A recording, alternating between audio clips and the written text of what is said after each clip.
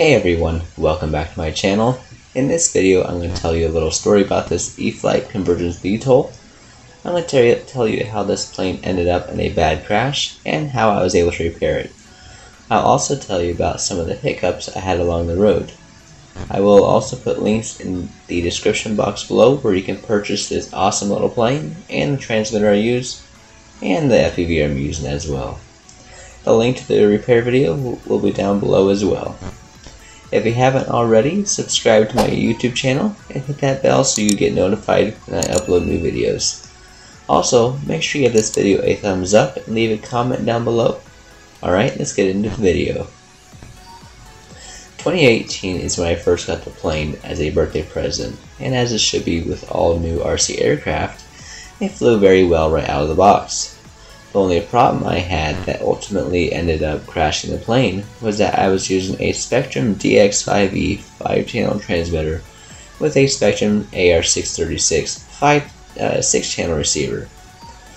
The plane required a minimum of 6 channels to operate, and I only had a 5-channel transmitter. But I had noticed that the trainer switch was working well, or so I thought, as a 6th channel, so I used it as the transition switch. With that set up, I was on my 3rd flight when things went critical. The makeshift channel 6, to my knowledge today, had jammed the signal and caused the plane to lose full control, spiral out of control, and hit the ground hard. Thankfully there was some snow on the ground to slightly soften the crash, but there was still some decent damage. But it wasn't anything hot glue and epoxy couldn't fix. After talking to Horizon Hobby and explaining my situation, they had me send the plane back to them, which they tested and to no surprise had no issues with it. Then they sent it back to me, telling me to get a proper 6-channel transmitter set up as the manual states. After the plane came back, I ordered my first Tactic TTX 650 6-channel computer radio, along with 2 other 6-channel TR624 receivers from Tower Hobbies. Once the new transmitter and receiver arrived, I tested the system multiple times and never had a single problem with it again. I am just going to point out, if you get a new RC aircraft or something that requires certain equipment, use the proper gear and not makeshift systems, as there is a chance you'll run into issues later.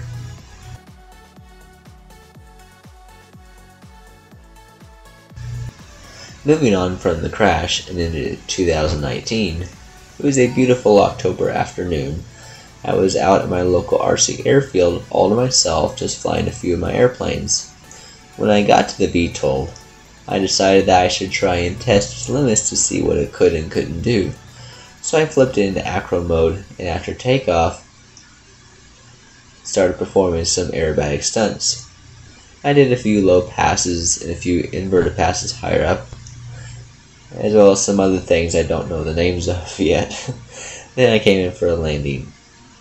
On the second flight of the day, I did a few flat spins and came in for an inverted low pass about 5 feet off the ground when my finger accidentally hit the auto level mode and caused the plane to suddenly pitch towards the ground. This was the aftermath of the crash. As you can see, the nose was crushed and broken in. The rear motor mount fell off and the main motor mounts were damaged as well. The sad part was that this was about 2 weeks before we moved here to Florida. At the time I thought the plane was totaled beyond repair, but I wanted to keep the airframe for measurements so I could build a new frame, as a new frame was about $100. Since we were moving in a few weeks, I cut the plane into 4 pieces, stuck it in a box, and on we went. Over the next several months, I would often think about the plane and it didn't crash.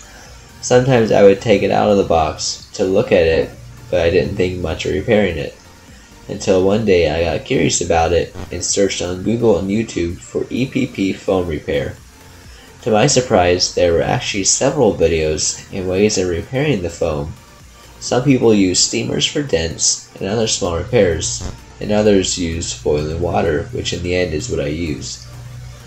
To do the repair, I took a large pot of boiling water, and since the plane was previously cut up into 4 sections, I was easily able to dip pieces in for about 30 to 45 seconds to pop out the dents and straighten out the nose of the plane. Once all the pieces were finished, I assembled the plane with epoxy and let it cure overnight. The next day I was able to do a light sanding, install all of the electronics, bind it to my radio, check the center of gravity, and did a successful test hover. A few days later I performed the remade in flight, which went very, very well. Thankfully the plane flew just as it had before the crash. Sadly I did not get the remade in flight on video, but it flew just as well as it did in this video.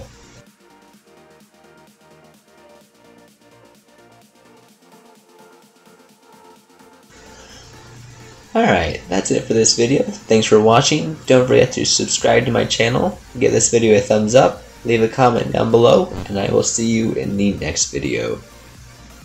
Bye!